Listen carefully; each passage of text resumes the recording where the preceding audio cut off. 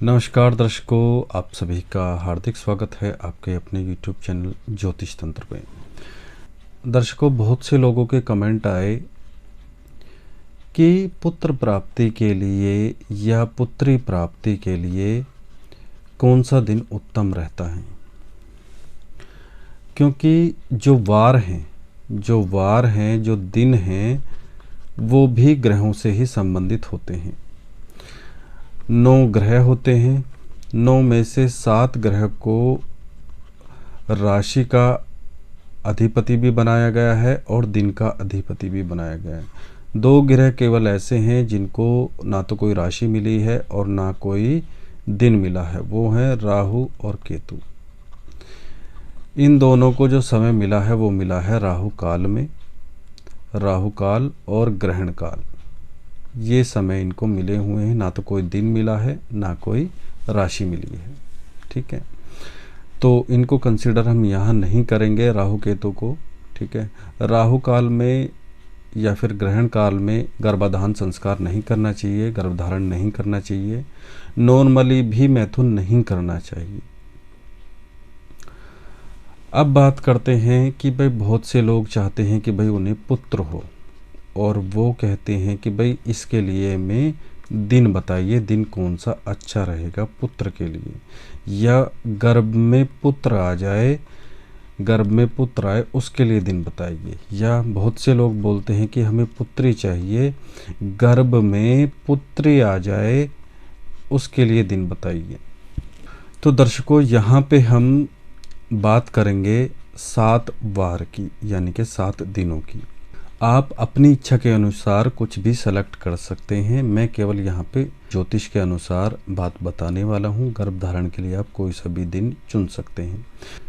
ये वीडियो केवल उनके लिए जो ये चाहते हैं कि गर्भ में पुत्र आए और उसके लिए दिन हमें मिल जाए, कि भाई ऐसा कौन सा दिन है जिसमें हम ट्राई करें और गर्भ में पुत्र आ जाए। या उनके लिए हैं जो पुत्री चाहते हैं और वो दिन सेलेक्ट करना चाहते हैं, ऐसा कौन सा दिन होता है जिसमें गर्भधारण हो तो गर्भ में पुत्री आए, ये उनके लिए है।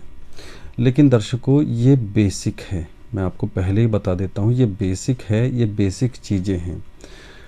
क्योंकि पूरा जो दिन होता है, मान लो रविवार है, पूरा जो रविवार है वो 24 घंटे का है लगभग। ठीक है, 19 घंटे से 24 घंटे के बीच में जो है एक तिथि होती है। ठीक है, जिसका जो चंद्रमा के अकॉर्डिंग होती है, लेकिन हम यहाँ वो चीज़ नहीं डिस्कस करेंगे। अगर हम रविवार की बात करें तो इसमें 24 घंटे होते हैं। 24 घंटे में हर 2 घंटे में लगन बदलता है। जब लगन बदलता है तो 12 लगन हो गए, 1 से लेकर 12 लगन तक, और उन 12 लगन में जो होते हैं 12 राशियां होती हैं। 12 राशियां होती हैं, 12 राशियां होती हैं। और उस कुंडली में उस समय जो ब्रह्मांड में जो भ्रमण कर रहे होते हैं 9 ग्रह, उन 9 ग्रह की स्थिति जो होती है उसके अकॉर्डिंग जो है गर्भधारण होता है या नहीं होता, या मिसकैरेज होता है, या लड़का या लड़की, ये सब चीज़ें होती हैं। लेकिन हम यहाँ पे केवल बेसिक बात ही करेंगे। जो लोग ये बिलीव करते हैं कि भाई अगर स्त्री ग्रह का जो वार होगा उस दिन अगर हम ट्राई करेंगे तो स्त्री संतान जन्म लेगी, पुरुष वार वाले दिन अगर हम ट्राई करेंगे तो होने वाली संतान पुरुष होगी। तो अगर हम रविवार की बात करें तो इसे बोलते हैं संडे। संडे मतलब सन का डे, सन मतलब सूर्य, सूर्य का दिन। सूर्य जो है एक पुरुष ग्रह हैं। ठीक है, तो आपकी संतान में कहीं ना कहीं पुरुष तत्व अधिक होगा, चाहे वो लड़का हो चाहे लड़की हो। ठीक है, जो ये बिलीव करते हैं कि भाई हम पुरुष ग्रह वाले दिन अगर हम ट्राई करेंगे तो होने वाली संतान हमें पुरुष होगी, तो वो इस दिन ट्राई कर सकते हैं। ठीक है, पहले हम ये चीज़ डिस्कस कर लेते हैं, इसके क्या नेगेटिव पॉइंट होते हैं वो हम बाद में करेंगे। सोमवार, सोमवार मतलब सोम मतलब चंद्रमा और वार मतलब उसका दिन। तो ये चंद्रमा इसके लॉर्ड होते हैं, स्वामी जो होते हैं उस दिन के चंद्रमा होते हैं। और चंद्रमा ज्योतिष के अनुसार एक स्त्री ग्रह है, एक सौम्य ग्रह है। ठीक है, तो इस दिन अगर गर्भाधान होता है तो होने वाली संतान जो है वो स्त्री होती है, या हम कह सकते हैं लड़की होती है। ठीक है, अभी केवल बेसिक चीज़ें हम समझ रहे हैं। मंगलवार, मंगल मतलब मंगल का वार, इसके जो लॉर्ड हैं वो मंगल हैं इस दिन के, और ये एक पुरुष ग्रह हैं, तो होने वाली संतान मेल होगी इस दिन अगर गर्भ धारण होता है। बुधवार, बुधवार मतलब बुध का वार। बुध एक नपुंसक ग्रह कहे गए हैं। नपुंसक मतलब जिनमें वीर्यहीनता होती है, हीनता होती है। ठीक है, या तो इस दिन गर्भ धारण नहीं होगा, ठीक है, जो हम बेसिक बात कर रहे हैं एस्ट्रोलॉजी के अकॉर्डिंग, या उसमें बुध ग्रह की जो क्वालिटीज़ होती हैं, जो नेचर होता है वो बहुत अधिक होगा। ठीक है, ऐसा भी माना गया है कि इस दिन अगर गर्भ धारण होता है तो जुड़वा संतानें हो सकती हैं, जुड़वा संतान। ठीक है, बृहस्पतिवार, बृहस्पतिवार काफ़ी शुभ दिन माना गया है। इसके जो स्वामी ग्रह होते हैं वो देवगुरु बृहस्पति होते हैं, और ये एक पुरुष ग्रह हैं। इस दिन गर्भ धारण होने से मेल संतान जन्म लेती है, यानी कि लड़का गर्भ में आता है। शुक्रवार, शुक्रवार मतलब शुक्र का वार। शुक्र ग्रह जो है एक स्त्री ग्रह हैं। इस दिन यदि गर्भधान हो तो होने वाली संतान एक स्त्री होती है। शनिवार, शनिवार यानी कि शनि का वार, और ये भी एक नपुंसक ग्रह हैं, क्रूर ग्रह हैं। ये नपुंसकता बुध से अलग होती है। ठीक है, शारीरिक कोई नपुंसकता नहीं होती, मानसिक रूप से ये अलग रहते हैं अपनी पत्नी से। ठीक है, साथ रहते हैं लेकिन फिर भी परहेज करते हैं साथ रहने का या संबंध बनाने का। इच्छा की कमी है, बस इच्छा की कमी है, शरीर में कोई दोष नहीं, कुछ नहीं। तो यह दिन भी गर्भधारण के लिए उत्तम नहीं माना गया है। तो दर्शकों, ये थी बातें आपके वार के अकॉर्डिंग और उनके स्वामी के अकॉर्डिंग। स्वामी कौन है इनके? 9 के ये 7 ग्रह हैं। इनमें राहु केतु छूट चुके हैं क्योंकि उन्हें किसी भी वार का स्वामित्व या फिर राशि का स्वामित्व नहीं प्राप्त है। ठीक है, इसलिए उन्हें अलग से भगवान शिव ने राहु काल और ग्रहण काल प्रदान किया हुआ है। तो ग्रहण काल और राहु काल में तो वैसे ही वर्जित है गर्भाधान संस्कार। ठीक है, आप अगर इन चीज़ों को मानते हैं तो आप इन चीज़ों को फॉलो कर सकते हैं। ठीक है, अब बात करते हैं इसकी नेगेटिव एस्पेक्ट की, कि ये चीज़ें काम क्यों नहीं करती हैं। कि अगर मान लो किसी ने रविवार को ट्राई किया और उसके गर्भ में लड़की आ गई, यानी कि फीमेल गर्भ में आ गई, ऐसा क्यों हुआ? ठीक है, लोग बोलते हैं कुछ नहीं है, ढोंग ढकोचले हैं, ऐसा कुछ चीज़ें काम नहीं करती हैं, क्योंकि ये डीप साइंस है। इतनी बेसिक होती तो हर घर में एस्ट्रोलॉजर होते हैं। ठीक है, अब केवल रविवार को ट्राई करने से, अब भाई हमने तो रविवार को ट्राई करा तो वो तो सूर्य का दिन था, वो तो एक पुरुष ग्रह है, तो उस दिन भी ट्राई करने से लड़की क्यों पैदा हो गई? ठीक है, लोगों का यही सवाल होगा। ठीक है, केवल वार का मतलब ये नहीं होगा कि पूरा जो है इन्हीं का प्रभाव होगा। हाँ, चाहे लड़का हो चाहे लड़की हो, वो रवि के यानी कि सूर्य के गुण लेके संतान जरूर पैदा होगी।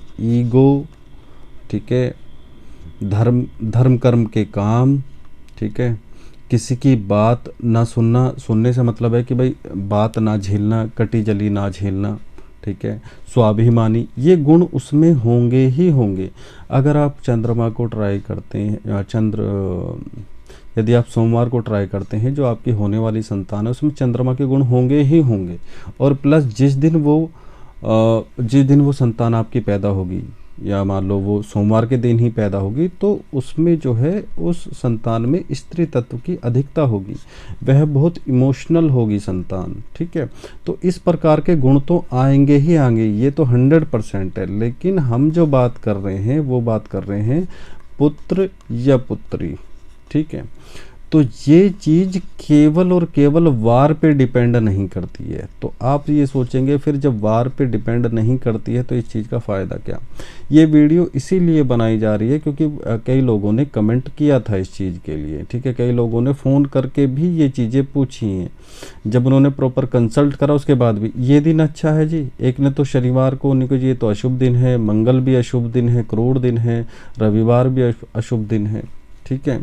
और फिर जब हम पंचांग देखते हैं उसमें जो है पक्ष होते हैं, पक्ष 15-15 दिन के, उसमें कुछ तिथियां हटाई जाती हैं, कुछ वार हटा दिए जाते हैं, तो बचा क्या, 1 या 2 दिन ट्राई करने के लिए बचा। उसमें बोलते हैं फिर कि आपने तो सारे दिन तो हटा ही दिए, ट्राई कब करें। इसका मतलब ये थोड़ी ना है कि भाई आपकी 30 के 30 ही दिन ट्राई करोगे। कुछ पाने के लिए कुछ समय गंवाना पड़ता है, कुछ इंतज़ार करना पड़ता है, कुछ खोना पड़ता है। इसीलिए अच्छी संतान पैदा करना भी एक प्रकार का यज्ञ है।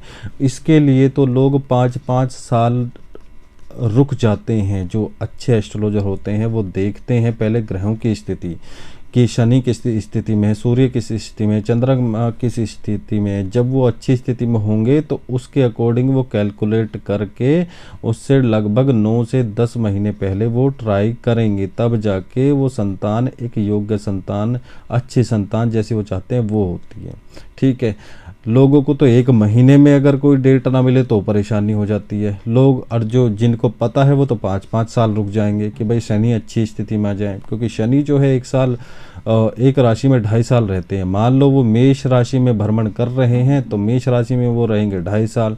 तो शनि का नीच होने का मतलब है कि वह व्यक्ति अपने रोज़गार को लेके ज़रूर परेशान रहेगा, क्योंकि शनि नीच के हैं। शनि से हम रोज़गार देखते हैं, उसके कर्म देखते हैं, तो कर्म में भी कहीं ना कहीं नीचता आ जाएगी। तो भाई जो योग्य व्यक्ति है, जो जानता है, वो क्यों ट्राई करेगा 2.5 साल तो ऐसे ही चलेगा ही ना। लेकिन आप लोगों को जल्दी रहती है कि जी इसी महीने चाहिए हमें तो, या अगले महीने ही चाहिए। ऐसा नहीं होता है। ठीक है। आप तो वारों की बात कर रहे हो। ठीक है। तो वारों का मैंने बता दिया ये चीज़ें क्यों विफल हो जाती हैं। केवल वार से कुछ नहीं होता है। वार हो गया 1 दिन का, ठीक है, 1 दिन का यानी कि 24 घंटे का। लेकिन 24 घंटे में भी 12 लगन होते हैं। लगन का मतलब है 12 राशियां होती हैं। ठीक है। 12 राशियां हो गई। अब ये होती है मेष, वृषभ, मिथुन, ऐसे करते करते मीन राशि तक पहुंचती हैं। तो हर 2 घंटे के लिए एक राशि पूर्व दिशा में उदित होती है, वो ही लगन होता है। वो शुभ भी हो सकते हैं, वो अशुभ भी हो सकते हैं। ठीक है। अब इसमें भी 6 लगन या 6 राशियां ऐसी होती हैं जो लगभग 12 घंटे के लिए आती हैं, जो स्त्री राशियां होती हैं, और 6 राशियां ऐसी होती हैं जो मेल राशियां होती हैं। ठीक है। एक चीज़ तो यहाँ से निकल के आएगी, मतलब कि भाई पूरे दिन में से आपके 12 घंटे तो गायब हो गए। 12 घंटे तो निकाल ही दो। जो स्त्री ग्रह के लगन होते हैं उन्हें तो निकाल दो, अब बचे पुरुष ग्रह के। ठीक है। उसके बाद भी मान लो हम एक कुंडली ले लेते हैं। ठीक है। एक एग्जाम्पल के लिए हम देख लेते हैं। जैसे ये है, यहाँ पे आप देख सकते हो, अगर आप देख पा रहे हो तो यहाँ पे प्रेजेंट समय में अगर हम कुंडली, प्रेजेंट समय की कुंडली खोलते हैं, गाजियाबाद लोकेशन है इंडिया। ठीक है। 4 मई 2020 2:11:10। इस समय की ये कुंडली है। इसे हम प्रश्न कुंडली या गोचर कुंडली कह सकते हैं। तो ये लगन है, इसे ही हम लगन बोलते हैं। अब प्रेजेंट समय में पूर्व दिशा में सिंह राशि उदित है, यानी कि राइजिंग है। तो ये क्या है, सूर्य की राशि है। सिंह राशि सूर्य की राशि है। ठीक है। तो एक क्लू हमें यहाँ से मिलेगा कि भाई पुरुष लगन है। ठीक है। अब पुरुष लगन है, पुरुष लगन के स्वामी कौन है? पुरुष लगन के स्वामी है सूर्य। सूर्य बैठे हैं उच्च के धर्म वाले भाव में बुध के साथ और राहु के साथ। पहली बात तो ये है कि वो बच्चा जो गर्भ में आएगा, अब वो उसमें ईगो तो होगा ही होगा, क्योंकि लग्नेश धर्म भाव में उच्च के हैं। पहली बात तो ये कि भाई उसमें ईगो होगा ही होगा।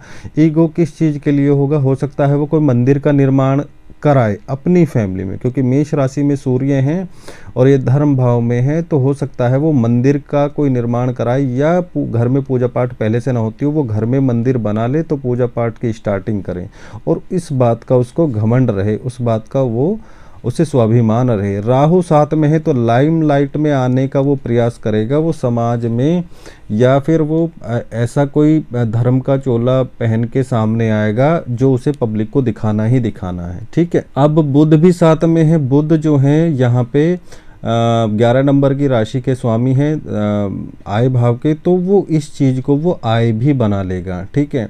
वो आप देख सकते हो यहाँ इनकम वाले भाव के, बैंक बैलेंस वाले भाव के स्वामी भी बुध हैं, तो वो इनकम भी इस चीज़ से जोड़ के रखेगा। ठीक है। अगर आप यहाँ पे देखते हो तो इसके अकॉर्डिंग लगन के ठीक 180 डिग्री के सामने गुरु मंगल शुक्र हैं, ठीक है। गुरु मंगल शुक्र हैं तो उसमें ये भी क्वालिटीज़ आएंगी यहाँ के 7th हाउस की, ठीक है। तो लगन पे 2 पुरुष ग्रह गुरु और मंगल की दृष्टि जा रही है, ठीक है। और आप यहाँ देख सकते हैं इस प्रश्न कुंडली में उच्च के कौन हैं, उच्च के हैं चंद्रमा, ठीक है। तो ये गर्भ धारण के लिए तो उत्तम समय है। और संतान भाव के जो मालिक हैं वो गुरु हैं, और गुरु मंगल और शुक्र के साथ शत्रु भाव के जो गुरु हैं उनके साथ भी बैठे हुए हैं, ठीक है। गर्भ धारण तो इस समय हो जाएगा, ठीक है, लेकिन क्या है, और उसमें भी ज़्यादातर क्वालिटीज़ जो आएंगी वो लव मैरिज की आएंगी। लड़का गर्भ में आएगा इस समय, लड़का गर्भ में आएगा, ठीक है, क्योंकि पुरुष लगन चल रहा है। और ये जो है बुध के साथ मेष राशि में राहु के साथ बैठे हैं, ठीक है। और लगन पर भी जो गुरु मंगल की दृष्टि है, शुक्र साथ में है, ये थोड़ी दिक्कत कर सकते हैं, ठीक है। और बाकी और कोई दिक्कत नहीं है। तो ऐसे जो है हम यहाँ से ये चीज़ें निकाल सकते हैं। ये मैंने बेसिक देखी है, D1 चार्ट देखा है, अभी D9 चार्ट नहीं देखा है, ठीक है। तो ये बहुत सारी चीज़ें हैं, इसमें दशा महादशाएं भी इंक्लूड होती हैं, वो भी देखनी पड़ती हैं। राहु की महादशा चल रही है तो बच्चा जो है राहु के गुण भी लेके पैदा होगा। आप देखोगे लगन तो सूर्य का है, लेकिन राहु की महादशा में राहु की महादशा चल रही है, चंद्रमा जो है वो राहु के नक्षत्र में है, तो बच्चे पे राहु का असर भी आएगा। 14:15 के जो समय है, अगर हम चौघड़िया देखें तो यहाँ पे हमें मिलेगा उद्वेग, और ये जो समय है मुहूर्त के हिसाब से अशुभ है, ठीक है।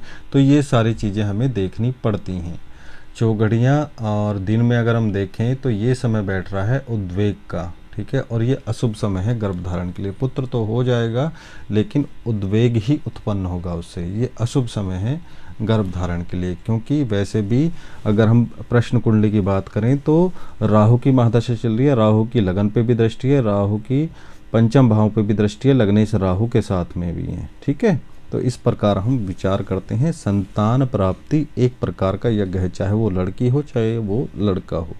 इतनी ये चीज़ें आसान नहीं होती हैं। कलयुग का समय है, इसलिए लोगों को शॉर्टकट चाहिए, सब कुछ चीज़ें आसान चाहिए, चुटकी बजाते ही चाहिए, लेकिन ये चीज़ें इतनी आसान नहीं होती हैं। लोग कमेंट बहुत आसानी से कर देते हैं कि भाई मंगलवार अशुभ है और शनिवार शुभ है और फलाना ढिमकाना, इतना आसान ये चीज़ें नहीं होती हैं। तो आप इस चीज़ के वहम को अपने मन से निकाल दें कि ये दिन शुभ है या ये दिन अशुभ है, ठीक है, संतान प्राप्ति के लिए। इसके अंदर भी दिन के बाद में भी 12 लगन होते हैं, जो ये आप देख सकते हैं, 1 से शुरुआत होके 12 मीन राशि तक, और फिर ये 9 के 9 ग्रह और 27 नक्षत्र, ये सब पूरी कैलकुलेट करके तब किसी डिसीजन पे पहुंचा जाता है। केवल एक दिन पे हम कैलकुलेट करके कोई भी किसी भी डिसीजन पे नहीं पहुंच सकते, ठीक है। चलिए, आशा करते हैं आपको ये जानकारी पसंद आई होगी। आप ऐसी ही जानकारी के लिए इस चैनल को सब्सक्राइब भी कर सकते हैं। तो मैं विदा लेते हैं, नमस्कार।